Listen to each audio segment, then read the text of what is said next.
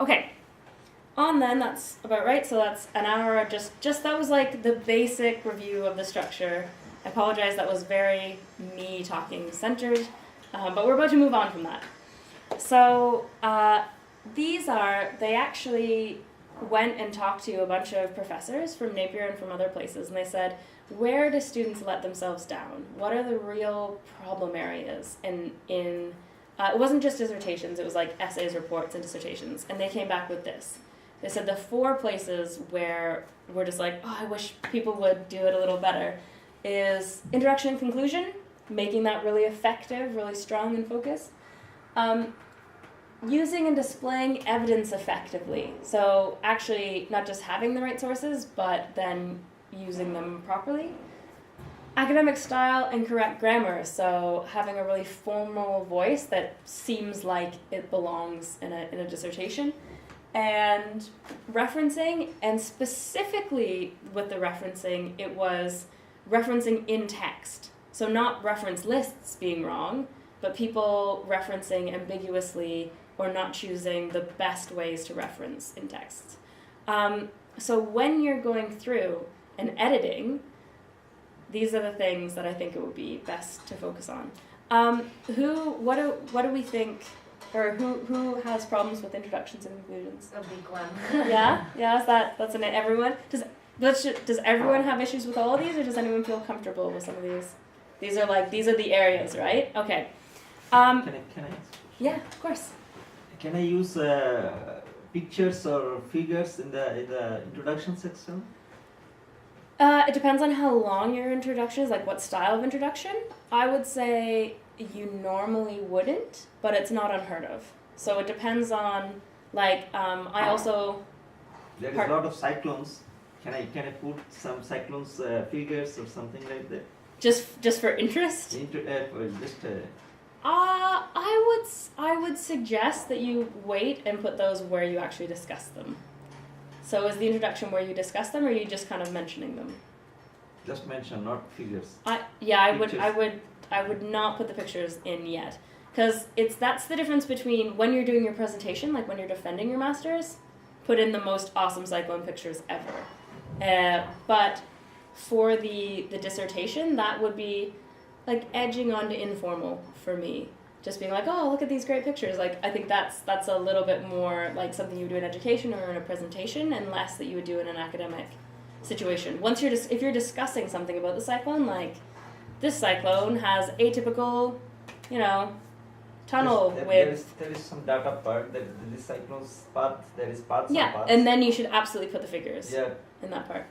There is a figure that these cyclones hit this area, and this area of the world. Yeah. The world map, and then this 20% cyclone hits this area, 10% hit this area, and then. Yeah, that sounds great. But that would be later in your. It probably is. Is that in your introduction that you're talking about that? Yeah. No. Then I think that's fine if that's giving the context. It's no problem. It's basically if your figure is justified. So it's not. I was gonna say I edited. To focus on the matter actually. Like I put that picture there, then it will be focused, because 10% or 20%. I'm discussing this area about this the mangroves in this area. Yeah. Actually, 10%, worst 10% cyclone hits this area. So this is a very important part. Yeah, no, I think that's fine if it's emphasizing something that's really important. Absolutely. So I can use this figure here. Yes. Introduction. Make sure you reference the figure properly. Did you create the figure? No. No. So make sure you reference it properly. Make sure you refer to it. But yeah, absolutely. So that's one of those things where it's like, if it's justified, that's fine. Do it. But just don't do it just to have a figure, I would say. No. As long as it's something that's important and it's like showing something important, then yeah, I think that's fine. Okay. So the first thing I want you guys to do, unless you did it last week with Tara, is I want you to, for thinking about our introductions and our conclusions, I want you to take the next sort of 3 to 5 minutes and put your thesis into one line. So you're going to describe your thesis in one line, and then I'm just going to get you to share amongst yourselves. So what is your dissertation? You know, what is it trying to do? What is it? In one sentence, one line. Okay? I know, it's hard. It's not easy. Topic name only? No, not your topic name, your actual dissertation. Like, what are you trying to achieve in your dissertation? What is your dissertation on or about? If you were to tell someone in one line what that is, what would it be? Let's share the... Andrew, why don't you go first? To investigate young people's understanding of their privacy identity on social media sites, specifically Facebook and Twitter. Perfect. Go ahead. Mangrove's effectiveness in web attenuation at Chittagong Coast. Good. To investigate the effectiveness. Yeah. The group's dissertation is to explore the mechanisms, IT tools and non-IT initiatives used among professional staff and academics when they manage knowledge, and by knowledge management is creation, sharing and transfer. Perfect. And my dissertation is focused on the current phenomenon of news magazine using the video strategy and identify the changes of this strategy, the positive and negative impacts. Perfect. Now, I want you guys to keep those, and when you go back to your dissertations, to read your introduction, and if I don't know that by the first couple of paragraphs, think again about how you're going to structure it and about what you're saying, and everything that follows in your introduction should be cogently focused on that. So everything that is in your introduction should be explaining the scope of what that entails, should be explaining how you're going to investigate, should be explaining any limitations of that investigation, should be focused on that topic. So your introduction, just make sure that everything is linked to that. And similarly with your conclusion, make sure that you have answered the question, how and why. You know, you say, okay, I've investigated that. Make sure you've said, this is what I found out. This is why it's important. So, I came in thinking like, oh, this research was interesting. And I've come out saying, yeah, and it was important because. So just keep in mind that really clear, concise summary. And, because we can all get kind of dazzled. I get dazzled by my own words all the time. So just make sure that that's the focus. Does that make sense for everyone? Yeah. And also, the only other thing is almost you want to be ticking boxes. So in your introduction, are you okay, Andrew? Do you need some water or the... No, you're right. Sorry, I didn't mean to draw attention. Make sure that you've sort of listed or addressed all the things that are going to be happening. So there should never be a section where I'm like, whoa, where did that come from? I didn't know that was going to happen. And your introduction should tell you all the things that are going to happen. It is the roadmap to the journey of your thesis. Yes, I went there. I used that metaphor. And the conclusion is like the awesome video that you took of that journey and are now showing to all your friends, like the highlights reel. So you need to be able to go back and tick, look at your introduction, look at your conclusion. I'm going to do this. Conclusion. I did this. Tick. Good. I'm also going to do this. Conclusion. I also did this. Tick. Good. So just make sure that those are parallel in that way. On your conclusion, you may have something that you're like, oh, I discovered this. And that's great, but you actually are going to want to signpost it in your introduction. So these two things you should be spending like a third more time on than the rest of your paper. It's like they're short, but they're important. And they're not that short. They're short compared to a whole dissertation. But is there any questions about the intro or conclusion or anything specific people want to talk about?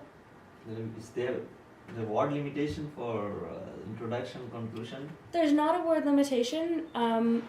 Often a supervisor or advisor will give you like a fraction of your thesis that it should be. Like, oh, this should be approximately a fifth of your thesis.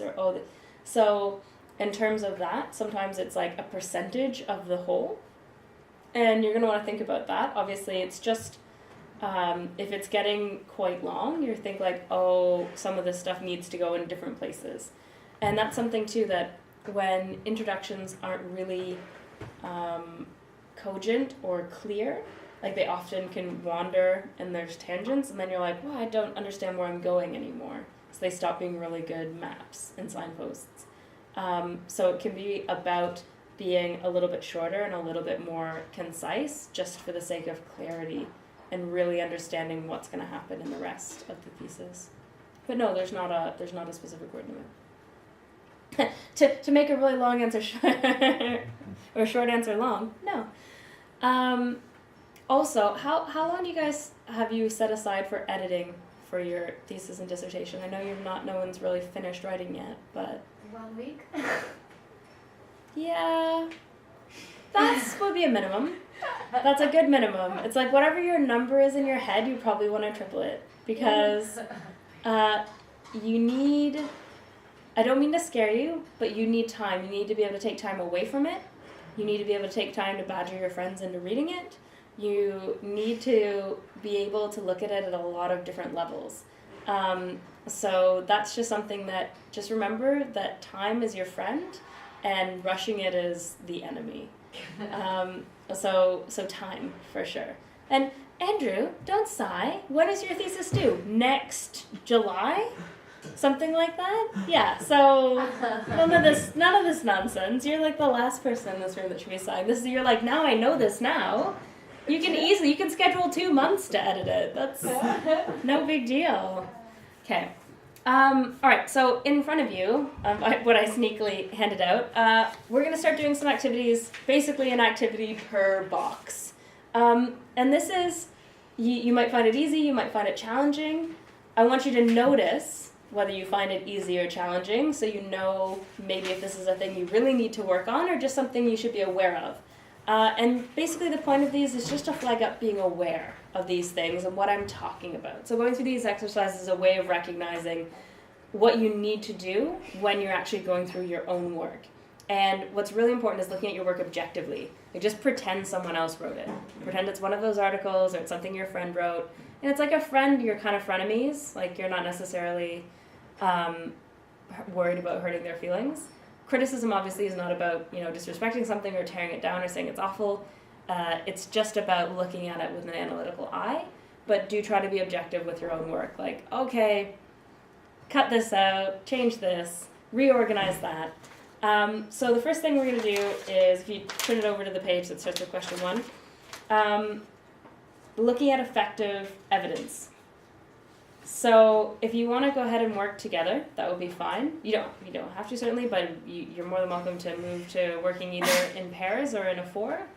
And we're going to look at, I want you to read through, and we're going to look at the questions and kind of think about what this person needs to do in terms of better evidence for their work. Perfect.